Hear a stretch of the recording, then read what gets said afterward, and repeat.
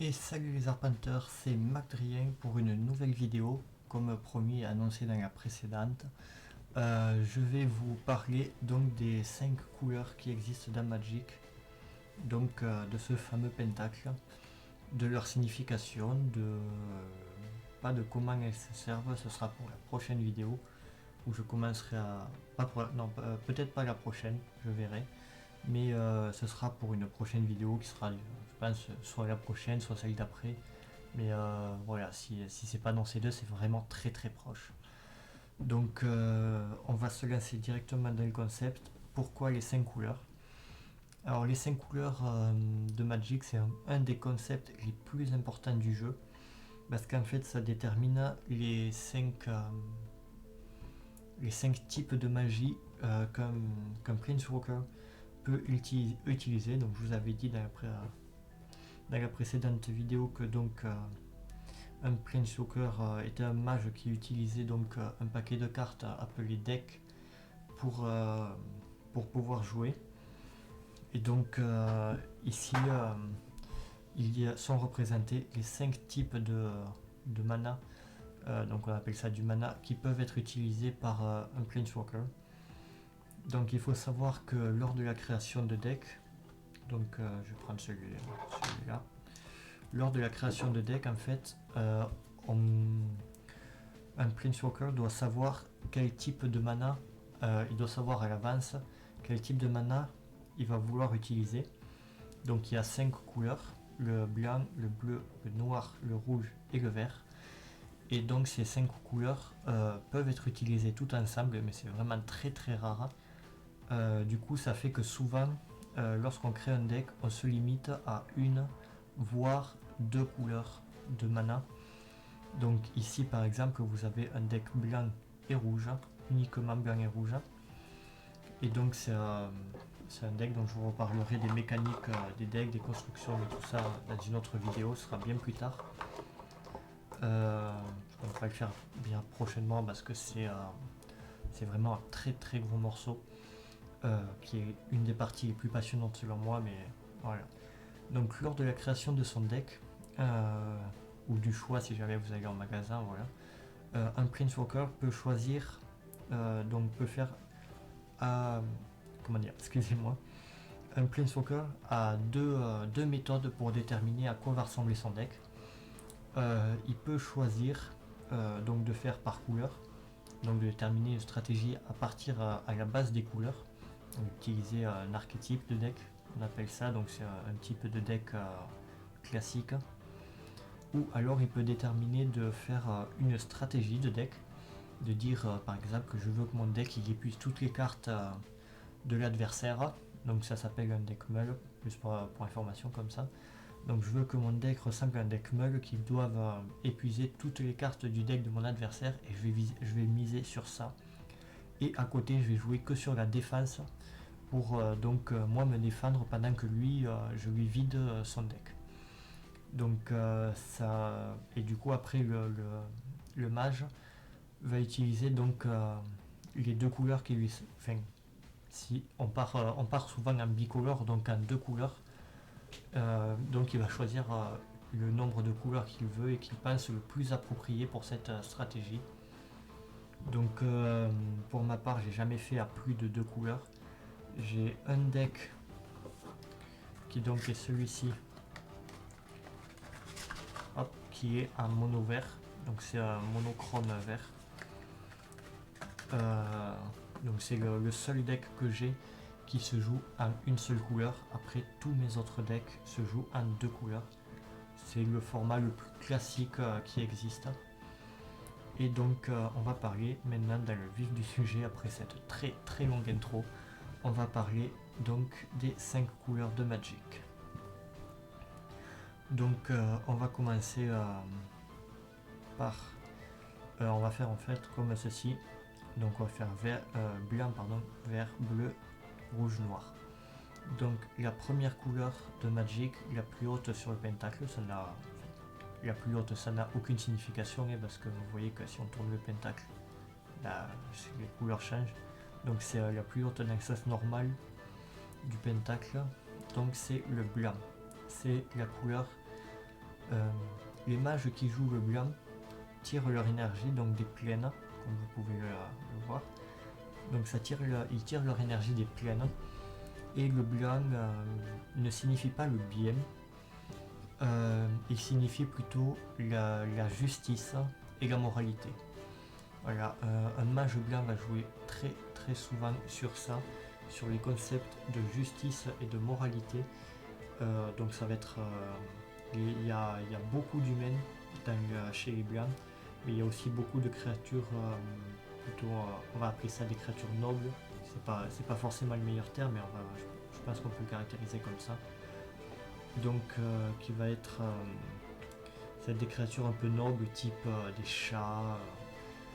Pour ma part, j'ai des griffons dans mes cartes. Donc voilà, il y a des anges aussi, beaucoup d'anges. Et donc il y a un style de jeu, je pense, qui est le privilégié dans le blanc, qui est vraiment la base du blanc, c'est la protection des cartes et de soi. En fait, un mage blanc, la plupart du temps, voire même quasiment tout le temps, un mage blanc va jouer sur la protection de ses cartes. Il va avoir beaucoup de gains de points de vie pour lui. Et donc il va jouer principalement sur ça. Après il y a d'autres styles de jeu. Bien sûr, on peut par exemple jouer dans le blanc beaucoup de petites créatures.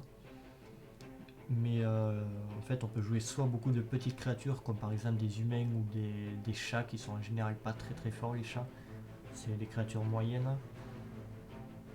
Excusez-moi. Et on peut également jouer à l'opposé des créatures comme des anges. C'est le premier exemple qui me vient.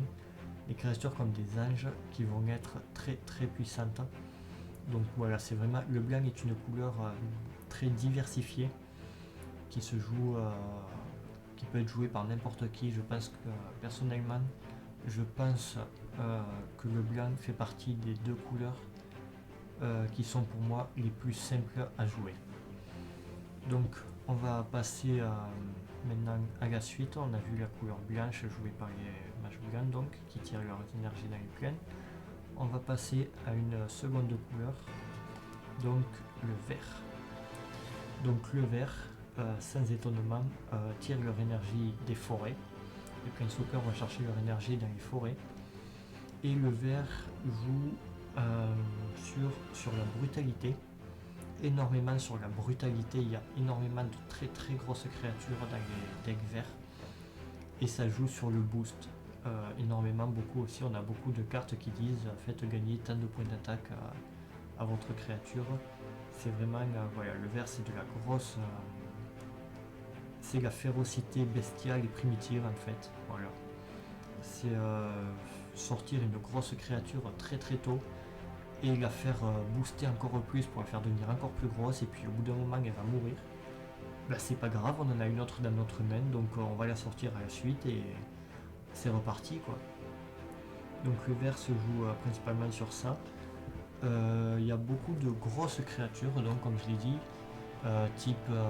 donc on peut citer comme grosses créatures typiques, c'est des créatures qu'on appelle des guivres, donc ce sont des gros serpents en fait. Des gros vers de terre plutôt. Ça peut paraître bizarre, mais c'est ça. Je peux pas vous en sortir là parce que j'ai pas trop préparé de cartes et que ma boîte de cartes inutilisée est extrêmement pleine. Je vais vous la montrer.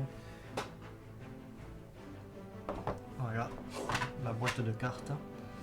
Donc je peux rien sortir dedans, sinon il faut que je sorte toutes les cartes.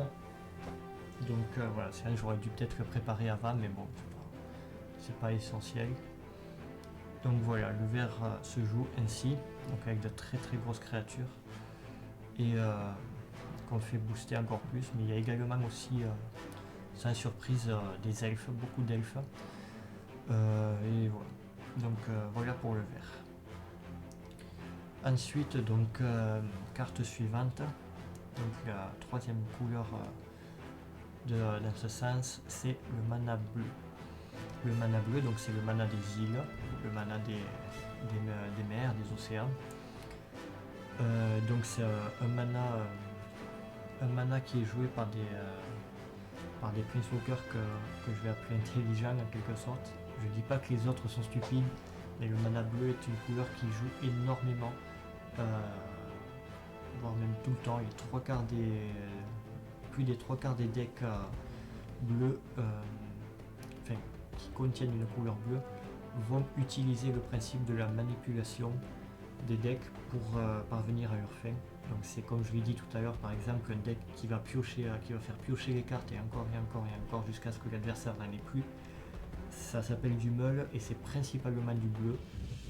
Il n'y a pas que le bleu qui joue ça, mais quand on parle de deck meul, on se dit quasiment automatiquement que le Planeswalker va jouer du bleu.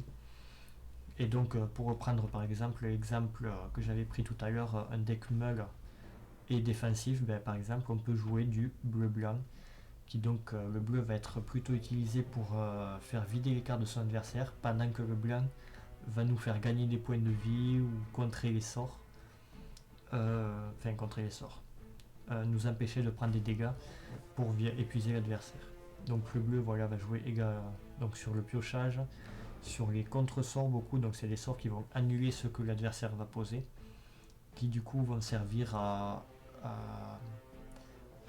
pas à contrôler totalement la partie parce qu'on peut pas, mais qui vont servir à diriger la partie en fait dans le sens dont on a envie, et donc qui sera notre sens évidemment.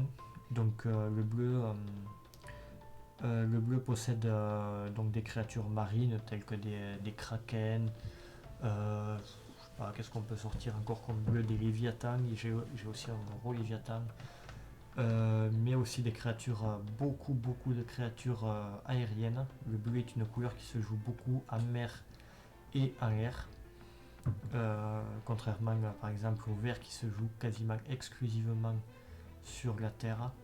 Il y a très peu de créatures vertes qui ont vol, qui a des créatures vertes qui peuvent voler. Je vous expliquerai plus tard le principe donc de la capacité vol que je viens d'évoquer. Et donc ça crée du coup moi le mélange bleu-vert est un mélange que j'aime énormément, avec un autre mélange dont je vous parlerai plus tard à la fin, en dernier, puisqu'il fait intervenir du noir. Donc c'est aussi le vert noir, je vous parlerai aussi de ce mélange rapidement bien sûr, je vais pas tout vous développer. Donc on va passer au quatrième type de deck. Je vais essayer de ralentir un peu le son de ma voix parce que je me rends compte que je parle très vite. Je sais pas si j'ai envie de faire durer la partie, la vidéo moins longtemps ou quoi, je sais pas. Mais donc quatrième type de mana.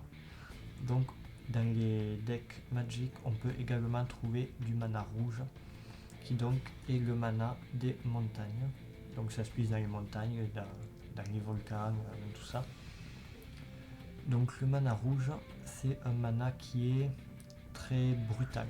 C'est voilà, on mise sur la brutalité, mais pas la même que le vert. En fait, le mana rouge va miser plutôt sur les là où j'ai du mal à trouver mes mots parce que je n'écris pas mon texte en entier, en fait je fais juste un plan, donc le mana rouge en fait, contrairement au mana vert qui se sert de faire de gros dégâts, mais par exemple attaquer 3 fois l'adversaire pour qu'il soit mort, donc le mana vert c'est de grosses créatures qui attaquent souvent. Le mana rouge en fait c'est plutôt on pourrait caractériser ça de harcèlement en quelque sorte, parce que le mana rouge va sortir énormément de petites créatures. Il n'y a pas que des petites créatures, c'est comme le blanc, il y a aussi des grosses, mais il y a énormément de petites créatures qui vont arriver très tôt dans la partie pour commencer à entamer les points de vie de l'adversaire. Et donc le mana rouge a aussi énormément de sorts qui font perdre des points de vie à l'adversaire. Donc c'est un mana qui est très simple à jouer, je pense qu'il fait partie donc avec le blanc des deux manas les plus simples à jouer. Mais du coup c'est un mana face auquel moi par exemple je ne suis pas une référence, mais le mana rouge est un mana face auquel j'ai beaucoup de mal, parce que du coup c'est un mana qui est très agressif, et moi même en jouant du vert bleu j'ai beaucoup de mal à contrer les sorts. Donc c'est un mana face auquel je perds souvent. Donc qui est un mana donc très agressif avec des créatures comme comme des gobelins. Il y a énormément de gobelins. Donc ils sont les gobelins c'est des petites créatures. Mais en dehors des petites créatures, on peut également trouver de très très grosses créatures telles que des géants, des dragons, toutes sortes de choses très très grosses. Mais du coup qui font de plus en plus de dégâts et ça reste dans l'univers rouge. Voilà.